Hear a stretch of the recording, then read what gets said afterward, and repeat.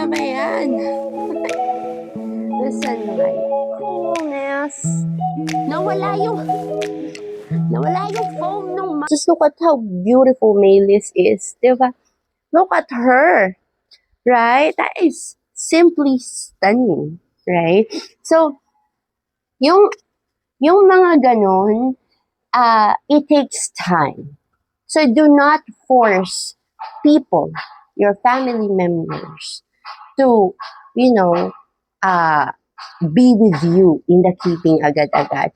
Mangyayari dyan is, sa pilitang payag. Papayag sila kasi nabibwisit na sila sa kakulitan mo. Papayag sila kasi inarte ka ng inarte sa bahay. Maktol ka ng maktol sa bahay. So yan yung sa pilitang pumayag. That's how it will always start. With everybody who has a very typical family, typical belief, that's normal. Okay? Normal yan. But at least there is the consent. Diba? There is a consent na, sige na nga, bahala ka sa buhay mo, uwi mo na. Isa lang. Isa lang yan, ha? Hindi mo pwedeng dagdagan. That's how it will always start. Diba? Pero, you don't force them na, hawakan mo nga, tingnan mo nga. No. That's the worst thing you can do is force people. I always tell that even to my kids because they usually bring classmates for school project. They bring their classmates here. And I always tell them, it's nice to tell them na, oh, we have snakes, you want to see snakes. You could offer, but do not force them to touch. Although majority of the kids naman is always excited to touch one. Lalo na to si Maylis, laging ito ang paborito ng mga classmates ng anak ko. But then, don't force them. Not all of them are open. I always tell them, you don't force people to touch a snake or held one because it's not common. It's really not common. And it takes time to let people really appreciate and have the courage, diba? So, same thing with your family members. Kapag napapayag mo na sila sa pilitang payag, di ba, huwag mo silang perasahin. You know, just do your thing, play with them by yourself. Kasi nag-o-observe yung mga yan. While you're doing it, while you're holding them, while you're feeding them, lalo na kapag natuka ka, lahat yan hindi magsasalita. Or they might say negative things, but nag-o-observe yan. Diba? And as you go along the way, as they get bigger, as you build your confidence, yan yun. Isa sa mga bagay na issue ng asawa ko when I had Rhaegar is I have no confidence. Kasi nga, I'm a first-timer. Ano bang malay ko dyan? Diba? Alam mo ba, the first time na I fed Rhaegar, first time ako nagpakain ng mice. Late na daga, mice, di ba? Takot na takot ang person, hindi ko alam kung paano ko papakainin. Ginawa ko, binuksan ko yung bin. Eh di syempre, naka-strike mode si Rhaegar. Takot ang person. Ginawa ko, binato ko. As in, ganyan ko lang. Hindi ko alam eh. Di ba? And then nakita ko siya nag-dive and then nag-strike. I was even doubting myself, what the hell am I doing? Why am I even doing this? Diba? And that time na yon, my husband is not confident na kaya kong panindigan. Because I do not have the confidence myself. I don't know what I'm doing by myself. Does it make sense? So how can they trust you to breed or to have more than one, kung isa pa lang hindi mo kayang panindigan, 'di ba? And that's normal naman, 'di ba? But then as Rhaegar, tito mo, as Rhaegar grew bigger and Rhaenyra came and nakasanayan ko na nag-hand feed pa ako, sinusubuan ko pa sila hand feeding, you know. He saw me build my confidence. Alam na nito ginagawa niya. Kabisado na niya, 'di ba?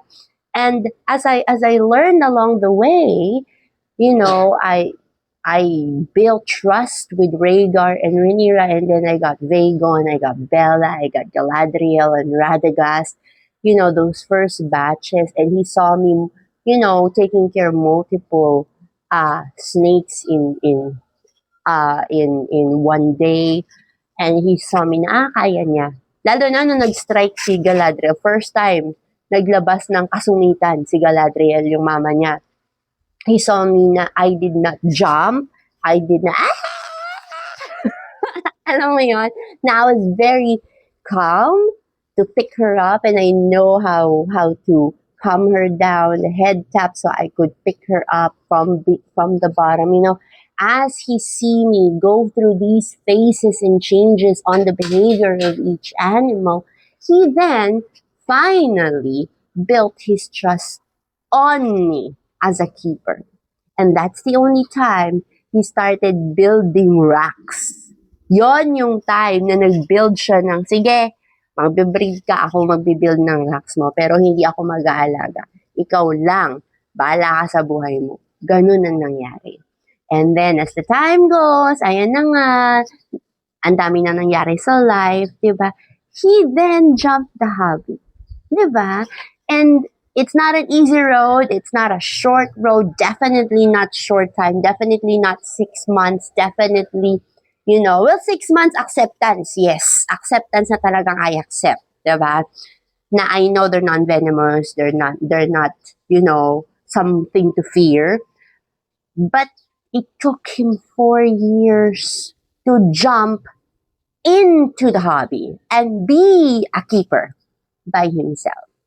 Doesn't make sense. So, ang tamang sagot dyan, hindi mo mapupwersa ang mga tao sa paligid mo.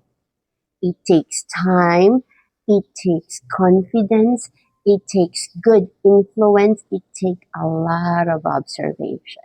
Kasi kahit na isang pamilya kayo, lalo na kami mag-asawa, we're still different people. With different upbringing, with different topak, different trip sa buhay. Doesn't make sense, diba? But then again, it's how you handle yourself in front of the most dangerous, hindi man dangerous, kasi di naman sila dangerous, but in the most craziest situation. Topakin, lalo na nung dumating si Viserion, kasi si Viserion was really, really a striker. Literal na tatalo niya, tapos pag nilagay mo siya sa glass, talagang tatalo niya papunta sa'yo, tapos typically, ball pythons would just ball up. Diba? That's why ball python, they'll just ball up and hide their head. Viserion, hindi. Siya? I identify as a king cobra. Siya. Yon si Viserion. So si Viserion, talagang jump yan. Tapos pag jump niya sa'yo, lalapit pa yan sa'yo. Tapos jump ulit. Ikaw yung talon ng talon. Ganun kaming dalawa ni Viserion. Until na napakalma ko, hindi na siya tumatalon ngayon. But then, ayaw pa rin niya pinakikialaman siya. He just wanna be alone. He would hiss. Gaganyan yan. Diba? But hindi na siya yung tuka ng tuka. Diba?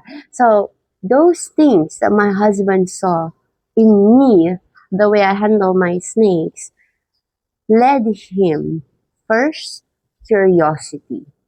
Diba? Mali pala. First is acceptance. Accept nila na yan, na ang buhay mo yan, ang trip mo sa life mo. Second is curiosity. Masa-start na yung mag-curious. Diba? Third is mag-research na yan, patago by themselves. Just like what my husband did. And then fourth, revelation. Gusto ko mag-breed. Hindi nga keep Jump na siya. Gusto ko mag-breed. But I think the reason why he wants to do breeding is because he's been with snakes for 4 years na. Diba? So he's technically been living with all these babies. So, para na rin siya nag-keep just by observing me. So, definitely he will keep kasi siya magpapalaki yan. Sabi ko, ikaw kumuha ng pair mo, ikaw bahala magpalaki, bahala ka sa buhay mo. Yun ang sabi ko. Diba? But then, now he's into breeding. Diba? So, it's never gonna be a short road. It's always gonna be a long road. But they will get there, not you. Your family members will get there in their own time. Does it make sense? In their own time. So, I hope that answers the question, and I will see you very soon. Maylis is starting to bulk up. She will start to eat twice a week now. Diba? No more handling because she will be ready for breeding next season. More pies coming in. Oh, and by the way, Maylis here is an Orange Dream Cinnamon. Pakita mo nga. Ang cute ng baba niya. Pakita mo yung baba mo, nak. Very black. Kita ba yan? Angat mo na. Diba? Sa ilalim niya, Maylis. Ayun. Very black. Diba? Cinnamon. As you can see, that dark dorsal OD, but she is also het for albino. So what am I aiming for this girl? We will have a super, ibabalik ko siya sa tatay niya, which is Viserion, my cinnamon double het albino pie. We are the odds that we could have our albino pied, of course. It could have an Orange Dream or a cinnamon albino pied or cinnamon OD albino pied.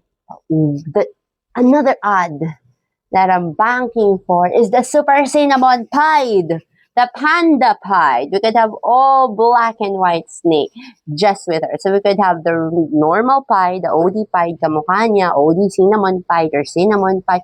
We could have the albino pied, albino OD pied, albino cinnamon pied. But we could have a super cinnamon pie. Black and white pies. Baby. Diba? So, I'm so excited with this girl, Galadriel's baby. But, that's the beauty. That's the beauty of breeding. Diba? You don't have to buy. You just have to do it by yourself. Diba? And it doesn't matter if it takes you 2 seasons, 3 seasons, 4 seasons. Wala tayo sa car race. Diba? Do it in your own pace. Do it the way you want to do it. Ang mahalaga, piyesa mo. Diba? Gawa mo. And something na you can say, apo kita. Apo talaga kita. Diba? Yan yung pinaka-masarap sa lahat. I was just dreaming of having my pies. I never had a visual pie. This was my dream.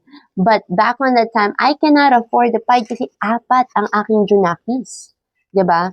So, kumapit tayo sa het to het. Het. Walang visual dyan. Both het. Het, hooray. Diba? And, diba? I was able to hatch my dream morph. And this season, my dream morph is an all-black snake, cared of Bellatrix and my Daemon, and a gray snake, which is a hypo, super cinnamon hypo. Diba? Gusto ko kasi yung banner, because this was a pied banner. This season, I want to have the Belle, blue eyeless stick, all white, all black super cinnamon, and then the all gray snake, which is a super cinnamon hypo project. Diba? So you have the black, gray, white snake. That's my dream banner for HOP this 2026 season. And then the next season, we're gonna go back to the pieds, albino pied, OD pieds, OD fire YB pieds again. But the chance of having that black and white pied, the panda pied, diba? Every season meron ka nilook forward. Kaya huwag mo mamadaliin. Walang masama mag-start ka sa head-to-head. As long as every season there's something na you look forward to. Something na, diba, pinangarap lang kita. Diba, hawak na kita. That's the beauty of it. It's lovely to buy. It's nice that you can buy. You have the budget to do so. But it's better when you cut that egg. Oy, magkakat na naman tayo ng egg very soon. When you cut that egg and you see na, yan yung pangarap ko. Diba? That's why HOP is really hatch your dreams. Doesn't matter if it takes you 2 seasons, 3 seasons, technically 4 years, 5 years, as long as I hatch my dream. And I hope you also hatch your dream. And I hope you also influence your family members in the right way. Slowly, but surely. Right? And I'll see you very soon. Bye-bye.